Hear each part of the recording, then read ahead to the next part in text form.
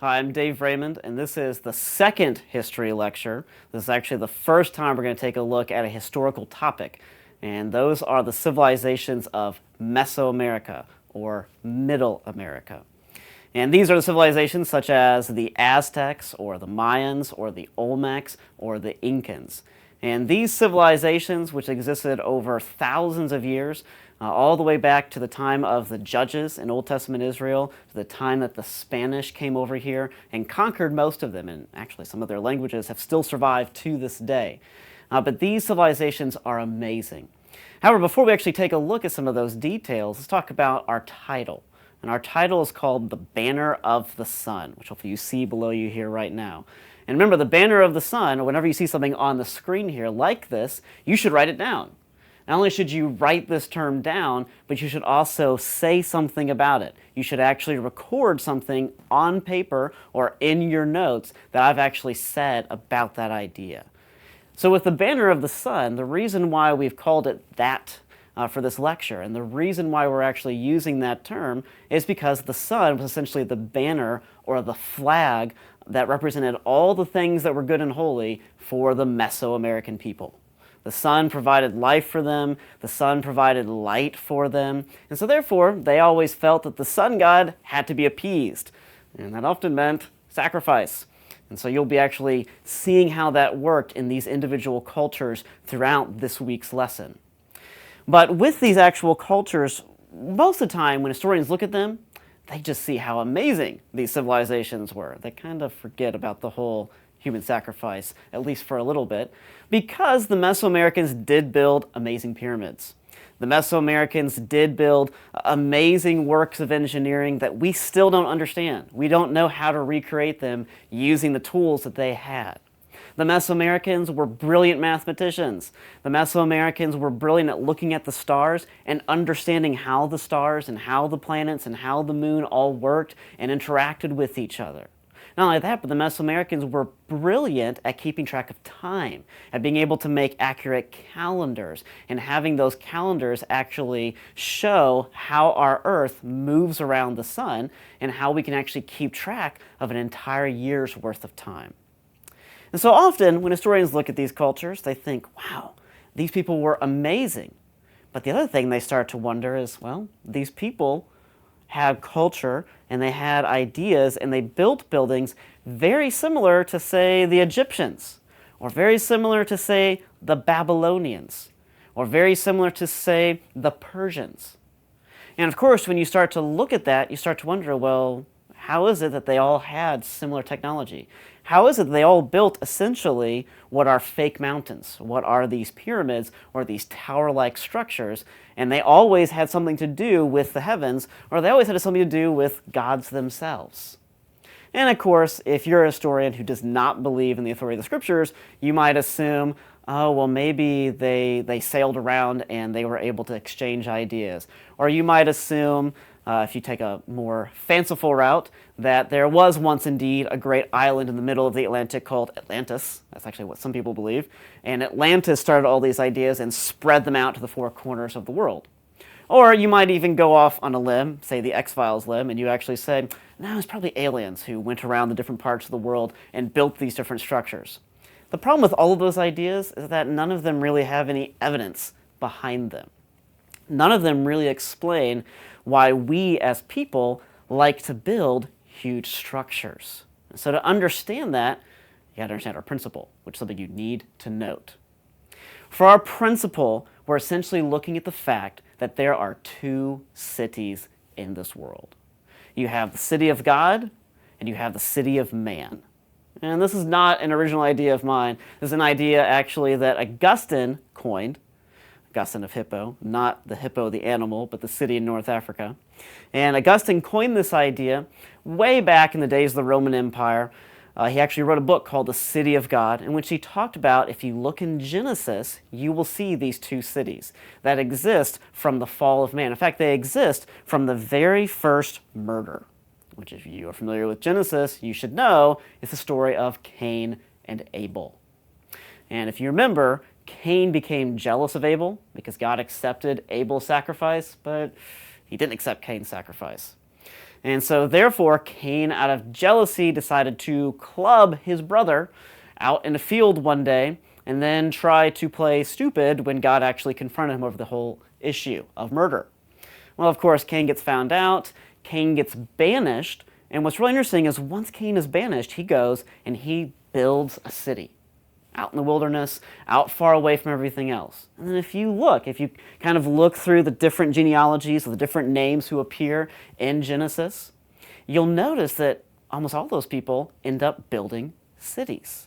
And those cities and those cultures become all the great civilizations of antiquity and often become the people that Israel was enemies with. That's because they are city of man cultures.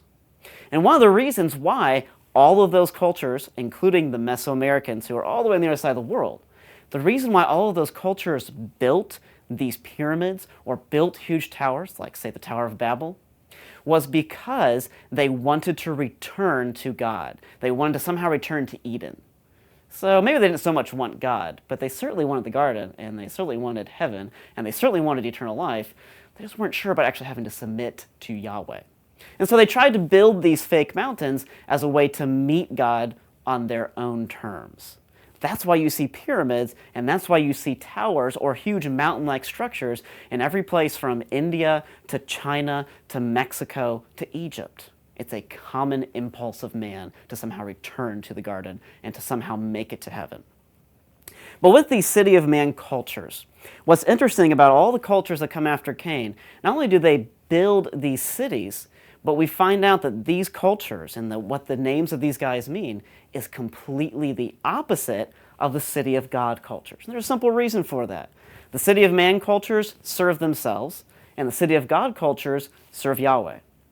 In fact, Augustine used an old Greek term to describe this idea. He called it antithesis. That's a word you need to write down right now. An antithesis literally means two ideas that are opposed to each other. Two cultures that are complete opposites of each other, and therefore they cannot mix. They cannot get along with each other. They're at war with each other. So it's kind of like life and death. You can't be alive and dead at the same time. It's kind of like water and oil. You cannot mix water and oil. It's kind of like lightness and darkness. You cannot mix the two. If you have light, then darkness flees. So therefore, these two cultures do not get along with each other. But today, we're really looking at the Mesoamericans. And what's interesting about the Mesoamericans, kind of like the Egyptians or kind of like the Mesopotamians and all other city of man cultures, is they didn't have a solution for death. That's something you need to note. They didn't have a way to actually deal with the fact that we die in this world. That from the moment that we are born, our bodies begin to decay. Even though they grow while we're young, they begin to decay. And we actually begin to harm ourselves through sin.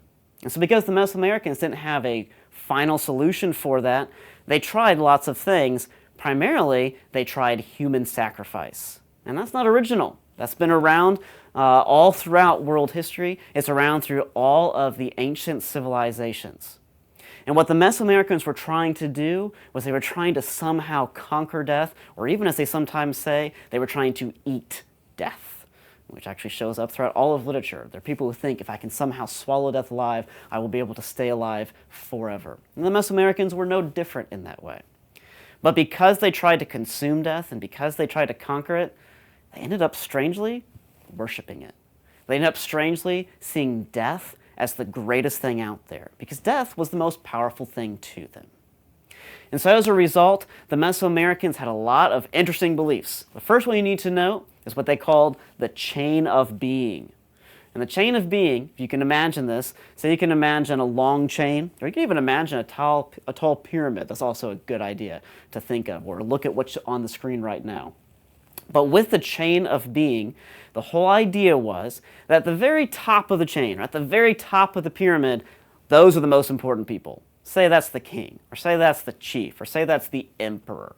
And then below him you have his nobles, or you have his dukes or his earls. And then below him you have, say, his governors. And then below them you have the mayors. And then below them you have kind of the middle class folks who do kind of something like stone carving or something like weaving for a living. And then below them, at the very bottom, you have slaves.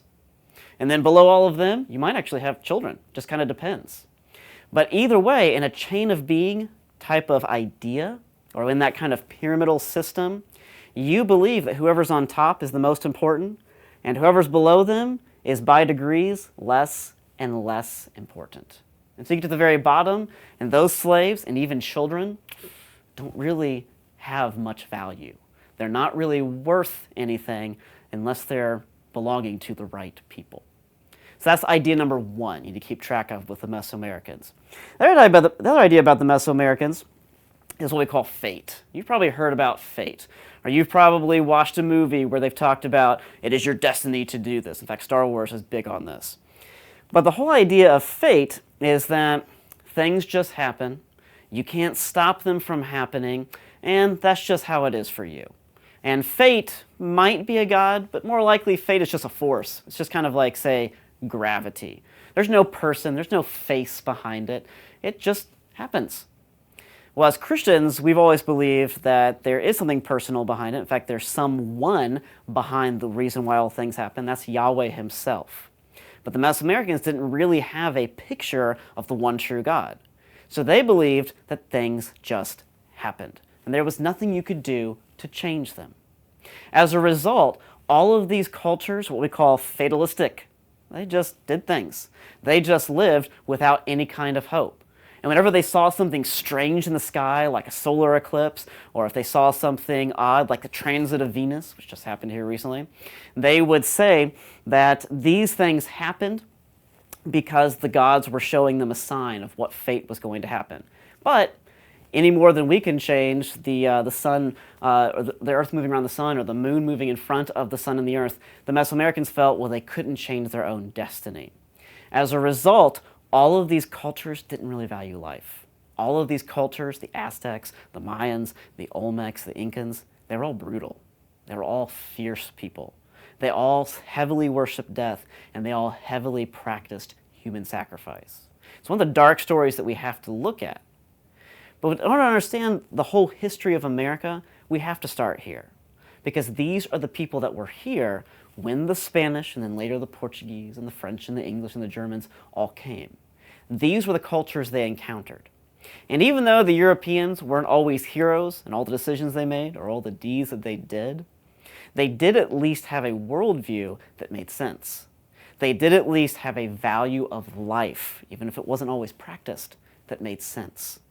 As a result, when the Spanish came here, they saw a darkness and an evil that they knew had to be dealt with. And they did deal with it, albeit harshly, but in many ways we'll see that the reason why these Mesoamerican civilizations fell was not because of the brilliance of the Spanish, it was because of how absurd their own worldview and their own lifestyle was. But we'll take a look at that at the next video.